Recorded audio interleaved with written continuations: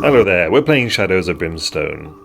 So, our hero, US Marshal John Liver-Eating Johnson, has recently heroically sealed the Void Gate out on the Targa Plateau. He has got a nice pile of money here, so we're going to go shopping. And then, once we leave town, I think we're ready to take on the Order of the Crimson Hand. Before we do town stuff, there is one thing I forgot. Riding back to town, we need to check to see if we get a corruption hit from the deflection field, because it has a Darkstone symbol. So on a 1, 2, or 3, we take a hit. We do. Next we'll see if we can avoid being corrupted by making a willpower check of 4 or better. We save it, so no problem there, into town.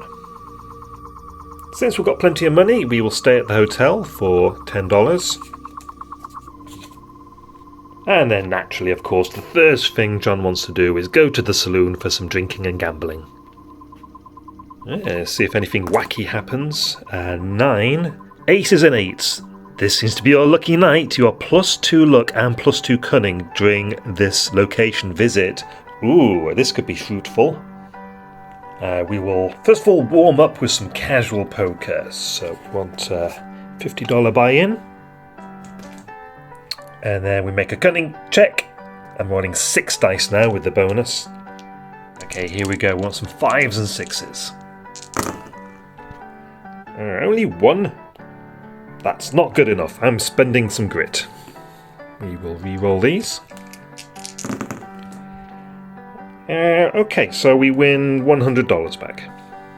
And that $100 we're immediately going to spend on entering a game of Brimstone Craps. My luck is 3, so with the +2 bonus, that is 5 dice. Again, we want 5s and 6s. There's 2, so $200. Nice. And while we're here, let's get a Saloon Girl performance. That's $50. And what do? We roll 1 dice, and we're looking for a 4, 5, or 6 to regain a grit. No, but we do get 10 experience points. We do actually have a Saloon Girl miniature, so let's put her in the saloon. Thank you very much for the experience. We have $1,350. I think we'll buy 1 bottle of whiskey while we're here. I do like the idea of the gambler's deck of cards, but I think I'm going to have a flick through some of these other shopping locations and see what looks good. Now, I felt pretty rich, but some of these really good items are still out of my price range. I like the look of the cavalry saber, which lets me make melee attacks as well as a ranged attack. I'm often shooting at point blank range, so that could be good. Specialty ammo was recommended to me, and it's quite cheap. I've not got anything on my head yet, so one of these cheap hats could give me a little bonus. Over at the docks office, I'm not sure if any of these items really appeal to me. Injections? Sounds risky. The blacksmith has a ton of nice items, but you need Darkstone. I don't have any. And then the church. What are these blessings? I see, so like the injections, they're bonuses that last for 1 adventure. And I do need to pass a spirit test to actually gain the blessing. What's my spirit? It's 3. Okay, I think a trip to the general store is in order, so we'll end the day. I'll roll correctly this time. A 1 will be an event, right? Okay. Alright, we're alright, so back to the hotel. That's $10 to pay. Then it's over the street to the general store. Let's see if there's an event. 9, fire sale. The shelves are fully stocked, but it's practically a ghost town out there. All purchase prices are reduced by -$50 to a minimum of $25. Alright. Okay, I'm sure absolutely nothing bad will happen if I buy 2 cheap discounted sticks of dynamite. So that's going to be $300. And yes, I want a hat. I'm going to get the Scout's hat, which is only a small bonus, +1 move, but there's been a couple of times where I've missed reaching an archway by 1 square. So maybe that will fix that. I also gained the keyword scout. Not sure what that interacts with at the moment. $600. We'll need a equipment card for it, won't we? What can I do? There we go. One scout's hat. This money's going fast. I'm going to pick up some specialty ammo as well. So there's 4 types, each good against a different type of enemy: void, demon, beast, undead. I don't think I've got any undead enemies. I do have some hell vermin, which are probably beasts, right? But we're not come across them yet. I'm going to get the demon shot. There we go. Another incredibly professionally created gaming card. Right, $340 left. I think perhaps we'll save on to that. Alright, end of the day. Let's check for an event. We are just fine and dandy. Back to the hotel. We're going to stay one more day. I want to go to the Frontier Outpost. What's the event? 8. The banners yet wave, seeing the flags fly high, in the wind atop the outpost walls, your spirits are raised that you may take some respite in this place. Recover 1 grit and fully heal your health and sanity. Yeah, well, thanks, I guess. Anyway, I'm only here to see what the bounty board says. 1, we have no bounty, no current bounty available. What a glorious waste of time. Alright, let's end the day. Is there an event? No, we are just fine. So, okay, it's time to depart from West Witold. John mounts his horse, rides out, and let's see what the next adventure is. We are going to go through the mission pack for Order of the Crimson Hand. For over 2,000 years, the Order of the Crimson Hand has operated in secret, growing within the dark shadows of civilization. They are a clandestine society committed to seeking out ancient and mystical artifacts and gathering occult texts to further their nefarious agendas. Performing black rituals in the night, the Crimson Hand are known for dabbling in dark magic and forbidden knowledge. Spreading their tendrils of deceit and corruption, the Order has infiltrated all levels of society, using their sinister influence to start wars, topple monarchies, and swell their ranks with everyone from mindless thugs to world leaders and aristocrats. That was a long sentence. They will stop at nothing to achieve their mad desire for wealth, power, and eternal life. Shi Hai! So we do get a bunch of extra stuff in the box. There's a bunch of little tokens. This idea of having a themed enemy type. A bunch of new encounters, which the book says you can mix in with the mine encounters or just have a separate deck if you're using it with the themed enemy. And Crimson Hand trait cards. These are applied to the Crimson Hand when you fight them to give them some variety. There are 4 missions and we're going to go through them in order. So first up for John Liver-Eating Johnson is Black Ritual. Strange goings-on have been seen up in the hills around the old mines. Masked and hooded figures, clad in black, skulk around at night, and dark chanting can be heard, carried on the wind in the devil's tongue. Storm clouds gather in the night sky, and a quiet dread settles over the valley. There is dark magic at work here, and if left unchecked, unspeakable horrors may be unleashed upon the earth.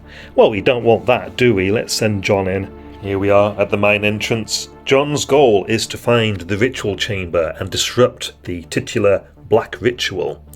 Now, finding it is a little bit unusual in this mission. The entrance to the ritual chamber appears when the darkness tracker reaches 11, so we actually want the darkness to spread in order to finish the mission. This mission also uses the Crimson Hand enemy theme, which just increases the chances of coming across the cultists as an enemy, and we have a separate stack of Crimson Hand encounters. And one more thing to note before we adventure forth, the posse level is now free, because John is now level 3, which means enemies receive an elite ability. Alrighty, let's begin. Hold back the darkness, which I do, and we shall proceed, getting +1 move from my scout's hat. 3. let's scavenge. Nothing right now. Okay. Let's hold up the lantern. We keep back the darkness. And proceed a little further. Okay, 1, 2, 3. Let's have a peek. A long passage with no exploration token. Next round, we continue to keep back the darkness. Oop, that needs to move on. 6. 1, 2, 3, 4, 5, and let's have another peek. A rail tunnel. Let's see what's here. 2 exits, some monsters, and our first clue. What does that mean? Anytime the heroes find a clue icon, the Crimson Hand's black ritual has broken down another barrier between the void and our own reality. Immediately draw D3 darkness cards. So we are going to draw 3 darkness cards. Okay, here we go. Dark influences.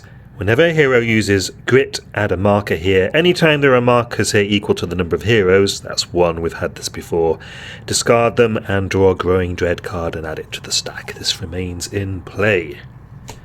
Not a nice one. We have Fanatical Followers. Even though I've shuffled them, we're getting the cult theme. All fanatic enemies gain tough, immune to critical hits. And finally, Savage Attack. During the next fight, which is now, all enemies are -1 defense but gain +2 combat or shots for their attacks. If drawn during a fight, this goes into effect immediately. Alright, let's see what the enemies are. Due to the adventure theme, there's a 50-50 chance it's going to be Crimson Hand, so on a 1, 2 or 3, no, it's going to be a low threat card. 1 Night Terror. Here he is. Alright, he has 1 elite ability. 6 Hunters. Night Terror melee to hit is now 4+. And then I think for actually the first time, as long as I can remember anyway, John has the initiative.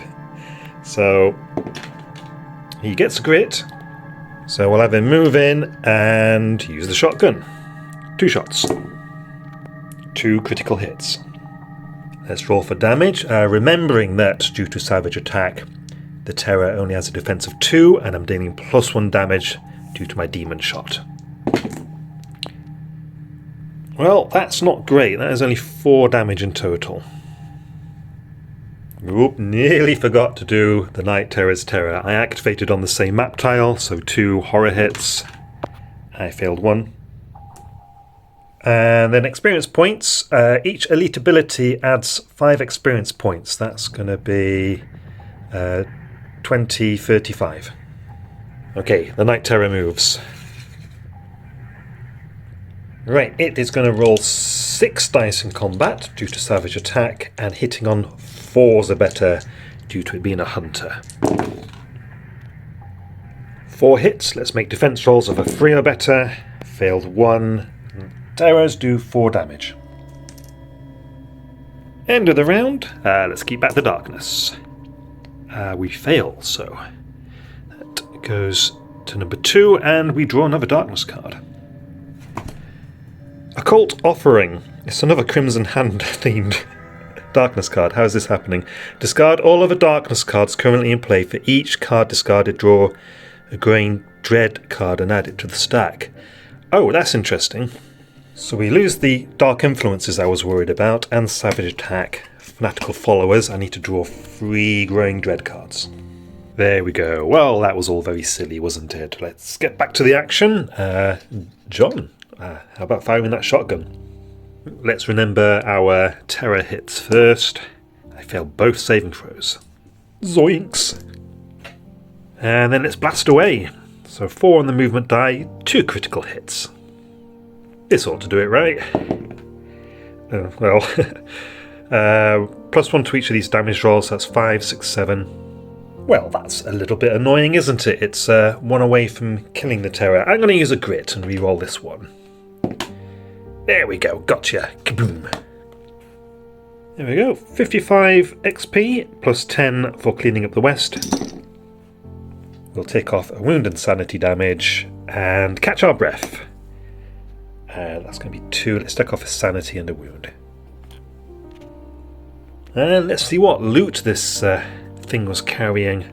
Hey, some Darkstone. So now I have something that can power the deflection field if need be. Alright, that was resolved satisfactorily. On to the next round. Let's keep back the darkness. Nope, it goes up, but that's fine in this mission. We want that to happen. And then let's move. Let's head on this way. So +1 to that movement. That will get me to the archway. Peeking through, John sees the vault. What is here? Well, first of all, here's another clue. So more barriers of reality are breaking down. D3 +1 darkness cards. 2. Right, we have suffocating mist. A green mist fills the passage, choking the heroes in a poisonous fume. Right, I've taken 3 hits. I only defend against 1. Cough, splutter. The mist remains in play. If John ends his turn on this map tile, he will take another 2 hits. Right, the second darkness card. Demonic Force. All demon enemies are now +1 combat. Remains in play. Alright, let's see what the encounter is. Now with the Crimson Hand Adventure card, there's a 50-50 chance that there will also be a Crimson Hand encounter. So on a 1, 2 or 3... Yeah. Alright, what have we got? Prospector. You find an old prospector in the mines. He looks at you with a suspicious glare. This prospector is either going to share his medical supplies with us or go crazy and start attacking us. So this hinges on a cunning test. My cunning is 4. We need to get a 5 or better. I actually failed. Boosh, boosh. D6 hits. 3. Just need to defend against them. Blocked, blocked. That's a wound. Okay, the prospector seems to have calmed down now. We need to make a luck test. My luck is 3. So we pass. So we talk the old fellow down and he hands us a loot on his way out. Lovely, okay. 25 bucks worth of coins. Thank you very much. See you later, fella. Alright, now the Crimson Hand encounter.